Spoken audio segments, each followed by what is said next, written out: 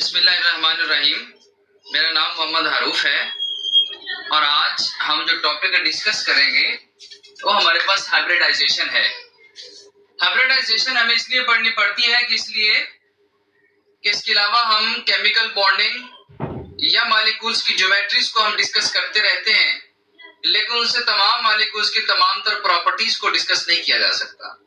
अगर हमने मॉलिक्यूल्स की तमाम तर प्रॉपर्टीज को डिस्कस करना है तो उसके लिए जरूरी है कि हमें उसकी केमिकल बॉन्डिंग के मेथड्स का पता हो, उसमें कौन कौन से एलिमेंट्स किस तरह से आपस में बॉन्ड बना के मॉलिक्यूल बनाते हैं। इस बात को समझने के लिए हम हाइब्रिडाइजेशन पढ़ेंगे। लेकिन आज हम हाइब्रिडाइजेशन सिर्फ कार्बन एटम की डिस्कस करेंगे। और कार्बन एटम के बारे में हम जानते हैं कि इसका जो एटॉमिक नंबर होता है वो 6 है। और अगर इसकी इलेक्ट्रॉनिक कॉन्फ़िगरेशन लिखी जाए तो हमारे पास 1s2 2s2 और 2p2 होती है। इसमें अगर हम देखें तो हमारे पास इसका जो आखिरी शेल है दूसरा, जिसके s और p में दो इलेक्ट्रॉन्स हैं, इस तरह से इसके आखिरी शेल में 4 इलेक्ट्रॉन्स बनते हैं। आमतौर पर कार्बन एटम जो है ये 4 वैलेंसी शो करता है, लेकिन यहाँ पर अगर देखें हम इसकी इलेक्ट्रॉनिक कॉन्फ़िगरेशन को थोड़ा सा ओपन करके देखें तो हमारे पास कुछ इस तरह से आएगी 1s2 2s2, इसमें 2 इलेक्ट्रॉन्स हैं। और हमारे पास कि जो हमारे पास p सबशेल होता है 3 ओरिएंटेशंस के अंदर होता है, 2px में, 2py में और 2pz के अंदर। इसमें p में चूंकि टोटल हमारे पास 2 इलेक्ट्रॉन्स हैं, जिसमें से एक px में आ जाएगा और एक py के अंदर आ जाता है। लेकिन यहाँ पर हम इस इलेक्ट्रॉनिक कॉन्फ़िगरेशन को देखें तो इसके अंदर हमारे पास सिर्फ 2 अनपेयर्ड इलेक्ट्रॉन्स हैं जो 2px और 2py के अंदर हैं। तो ये सिर्फ 2 बॉन्ड बना सकता है। लेकिन एक्चुअली हमारे तमाम तर कंपाउंड जो हम कार्बन के पढ़ते हैं उसके अंदर वो 4 वैलेंसी शो करता है। तो इसकी 4 वैलेंसी किस तरह से होती है, पहले तो हम इस बात को डिस्कस करेंगे। इसकी ये वाली जो इलेक्ट्रॉनिक कॉन्फ़िगरेशन है इसको हम इसकी ग्राउंड स्टेट इलेक्ट्रॉनिक कॉन्फ़िगरेशन कहते हैं, ग्राउंड स्टेट। लेकिन अब ये चूंकि 2 इलेक्ट्रॉन जो हैं ये अनपेयर्ड है और ये 2 बॉन्ड्स बना लेंगे और 2 बॉन्ड्स बनाते वक्त ये स्टेबिलिटी की तरफ जाएंगे और जो एनर्जी ये रिलीज करेंगे वो एनर्जी इस सब शेल के एक इलेक्ट्रॉन के पास चली जाएगी और वो एक्साइटेड स्टेट में आके यहां से जंप करके 2pz के अंदर चला जाएगा। और ये वाली इसके बाद जो हमारे पास इलेक्ट्रॉनिक कॉन्फ़िगरेशन आती है वो हमारे पास इसकी एक्साइटेड स्टेट आती है, उसको हम एक्साइटेड स्टेट इलेक्ट्रॉनिक कॉन्फ़िगरेशन कहते हैं, जिसको हम इस तरह से भी लिख सकते हैं 1s2 2s। पहले इसके अंदर 2 इलेक्ट्रॉन्स थे, लेकिन अब क्या होगा, सिर्फ एक रह जाएगा, एक इसमें से जंप करके 2pz की तरफ चला जाएगा और हमारे पास 2s1 हो जाएगा।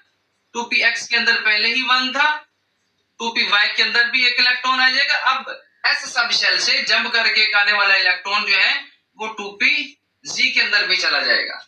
अब इसकी जो एक्साइटेड इलेक्ट्रॉनिक कॉन्फ़िगरेशन है कार्बन की, इसमें देखें तो हमारे पास 4 अनपेयर्ड इलेक्ट्रॉन्स आ जाते हैं, एक 2s के अंदर है, एक 2px के अंदर, 2py में और 2pz में। अब इसके पास कैपेबिलिटी है कि 4 बॉन्ड्स बना सके।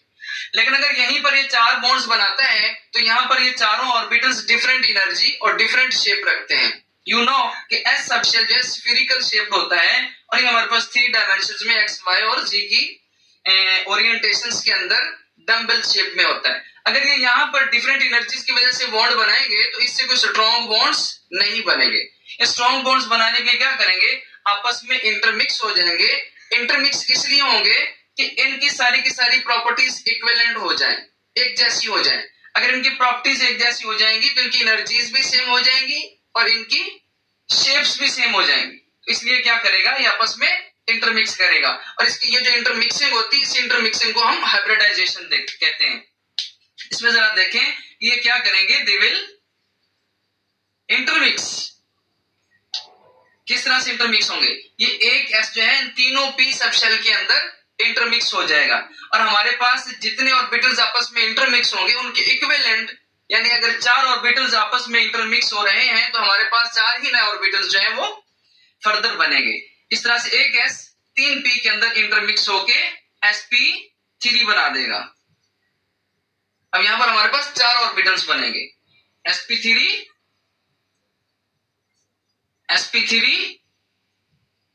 और sp3। अब देखें कि 4 ऑर्बिटल्स आपस में इंटरमिक्स हुए, उनके इक्विवेलेंट 4 ऑर्बिटल्स बने। हमने कहा था कि यहां पर अगर बॉन्डिंग बनेगी या बॉन्ड्स बनेंगे तो स्टेबल नहीं होंगे। उनके स्टेबल ना होने की वजह यह थी कि इनकी एनर्जीज डिफरेंट थी। एस सबशेल की एनर्जी कम थी और पी की ज्यादा होती है। ये चारों orbital slightly different in energy थे, लेकिन जब ये इंटरमिक्स हो जाएंगे तो उनके पास इनकी शेप्स भी सेम हो जाएंगी और एनर्जीज भी सेम हो जाएंगी। इनकी एनर्जीज कैसे सेम होती हैं? अगर हम इसके एक sp3 हाइब्रिडाइज्ड ऑर्बिटल को देखते हैं तो बेटा इसके अगर 4 हिस्से किए जाएं तो इसमें हमारे पास जो s सबशेल है वो 25% है। 25% इसमें s सबशेल है और 75% इसके अंदर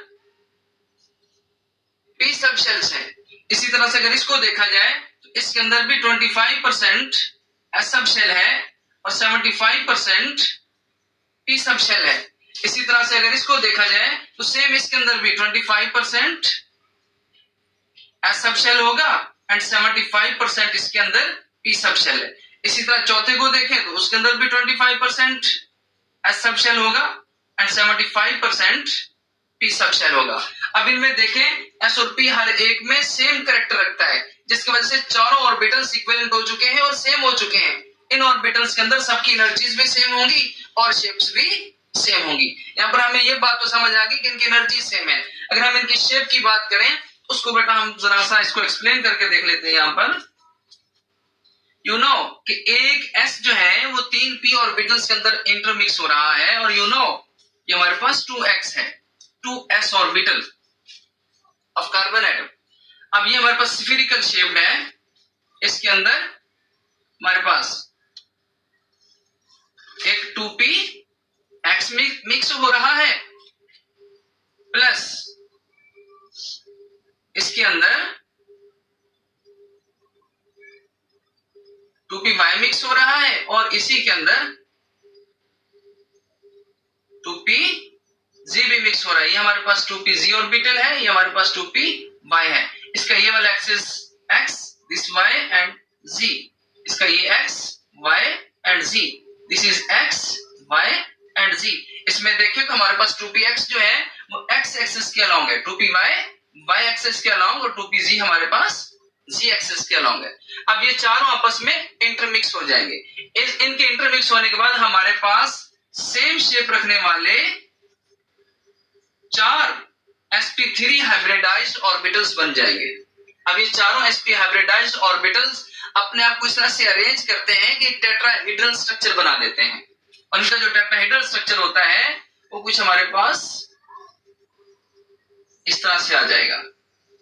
अब इसमें एक बात और भी समझने वाली है, इसका जहां पर s इंटरमिक्स होता है वो लोब बड़ा हो जाएगा, दूसरा छोटा हो जाता है। अब इसके अंदर एक लोब बड़ा था एक छोटा था, छोटे लोब को हमने यहाँ पर नहीं लिखा अपनी कन्वीनियंस के लिए, अपनी आसानी के लिए, ताकि इसके अंदर कॉम्प्लिकेशन डेवलप ना हो। अब ये हमारे पास sp3 हाइब्रिडाइज्ड ऑर्बिटल्स 3 डायमेंशंस के अंदर टेट्राहेड्रल स्ट्रक्चर के अंदर अरेंज हो चुके हैं।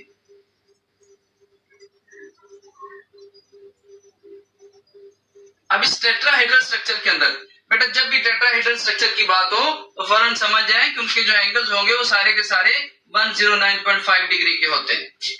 अब यहाँ पर हमारे पास ये sp3 हाइब्रिडाइज्ड 4 ऑर्बिटल्स जो हैं वो टेट्राहेड्रल स्ट्रक्चर के अंदर अरेंज होकर 109.5 डिग्री का एंगल बना चुके हैं। अब इसके अंदर वी नो कि हर एक s ऑर्बिटल के अंदर एक इलेक्ट्रॉन था, हर एक sp3 में भी एक इलेक्ट्रॉन मौजूद होगा। यहाँ पर भी सब के अंदर एक इलेक्ट्रॉन मौजूद था। तो यहाँ भी हर एक sp3 हाइब्रिडाइज्ड ऑर्बिटल के अंदर जो हमारे पास 4 हैं, इन चारों के पास एक एक इलेक्ट्रॉन मौजूद होता है। अब यहाँ पर भी एक इलेक्ट्रॉन मौजूद है, यहाँ पर भी एक इलेक्ट्रॉन मौजूद है, यहाँ पर भी एक इलेक्ट्रॉन मौजूद है और इस sp3 में भी एक इलेक्ट्रॉन मौजूद है।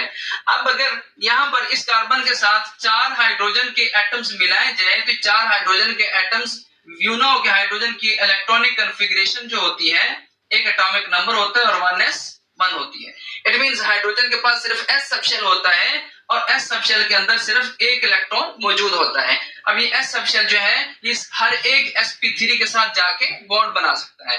ये क्या करेगा, यहाँ पर आके इसके साथ हेड ऑन अप्रोच करेगा और इसका इलेक्ट्रॉन इसके इलेक्ट्रॉन के साथ पेयर अप होके बॉन्ड बना देगा। और जब भी हाइब्रिडाइज्ड ऑर्बिटल्स एक दूसरे के साथ हेड ऑन अप्रोच करते हैं तो हेड ऑन अप्रोच के नतीजे में जो बॉन्ड बनता है उसको हम सिग्मा बॉन्ड कहते हैं। अब यहाँ पर हमारे पास sp3s में जो बॉन्ड बन रहा है इसको हम सिग्मा बॉन्ड कहेंगे। इसी तरह से यहाँ पर भी एक हाइड्रोजन का सबशेल आएगा, ओवरलैप करेगा, दोनों के इलेक्ट्रॉन्स पेयर अप हो जाएंगे और यहाँ पर भी हमारे पास जो बॉन्ड बना है वो sp3 और s ऑर्बिटल्स के अंदर है और इनका जो बॉन्ड होगा वो भी सिग्मा बॉन्ड होगा। इसी तरह से यहाँ पर एक और हमारे पास हाइड्रोजन का एटम आएगा, इस sp3 के साथ ओवरलैप करेगा, इलेक्ट्रॉन्स पेयर अप हो जाएंगे और sp3 और s ऑर्बिटल के दरमियान सिग्मा बॉन्ड डेवलप हो जाएगा। सेम इसी तरह यहाँ पर भी एक हाइड्रोजन आएगा और वो यहाँ पर अपना एक इलेक्ट्रॉन पेयर अप करेगा। पेयर अप करने के बाद यहाँ पर sp3 और s ऑर्बिटल के दरमियान सिग्मा बॉन्ड डेवलप हो जाएगा।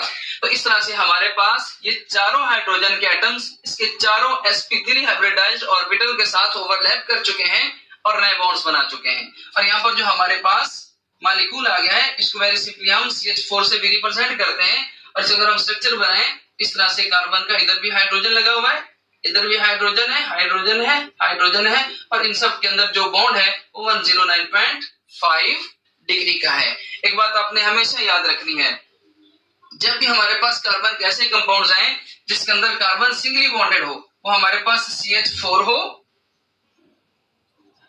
CH3 सिंगल बॉन्ड CH3 हो, इथेन हो या हमारे पास प्रोपोन, तो वेरी सिंपली हम कह सकते हैं कि जितने भी हमारे पास अल्केन्स हैं जिनके अंदर कार्बन का सिंगल बॉन्ड होता है उनके अंदर कार्बन हमेशा sp3 हाइब्रिडाइज्ड होता है। वेरी सिंपली जब भी किसी मॉलिक्यूल में या किसी भी बॉन्डिंग के अंदर आप कार्बन की हाइब्रिडाइजेशन देखना चाहते हैं तो फौरन आप देखेंगे इसके बॉन्ड्स कितने हैं। अगर कार्बन के चारों बॉन्ड सिंगल हो तो फौरन समझ जाएं कि इसकी हाइब्रिडाइजेशन जो है वो हमारे पास sp3 आएगी। और जब भी sp3 हाइब्रिडाइजेशन की बात आए तो फौरन समझ जाएं इसका स्ट्रक्चर जो होता है वो हमारे पास टेट्राहीड्रल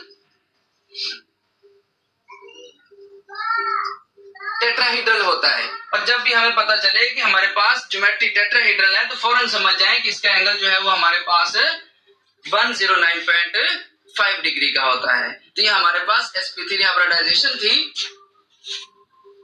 जिसमें हमने देखा, मैं इसको एक बार रिपीट कर देता हूं कि कार्बन का एटॉमिक नंबर 6 होता है, इलेक्ट्रॉनिक कॉन्फ़िगरेशन लिखें तो -2 2s2 और 2p2 होता है। अब इसके 2p को अगर हम देखते हैं तो ओपन करके देखते हैं तो px में एक और py में एक चला जाएगा। लेकिन होता क्या है कि यहाँ पर सिर्फ इसके पास 2 बॉन्ड बनाने की कैपेबिलिटी होती है। ये 2 बॉन्ड बनाने के लिए जो एनर्जी यहाँ से रिलीज करेगा वो इसकी एक्साइटेशन में यूज होगी और यहाँ से एक इलेक्ट्रॉन जंप करके 2pz में चला जाता है। और इस तरह से हमारे पास 2s1 2px1 2py1 और 2pz1 के अंदर सिंगल सिंगल इलेक्ट्रॉन्स जो हैं वो हमारे पास अवेलेबल होते हैं। ठीक है, और इस तरह से फिर आपस में हाइब्रिडाइजेशन करके sp3 हाइब्रिडाइजेशन के बाद हमारे पास 4 sp3 हाइब्रिडाइज्ड ऑर्बिटल्स आते हैं और वो इस तरह से टेट्राहेड्रली अरेंज हो जाते हैं और टेट्राहेड्रल अरेंज होने के बाद 109.5 डिग्री का एंगल बना देते हैं।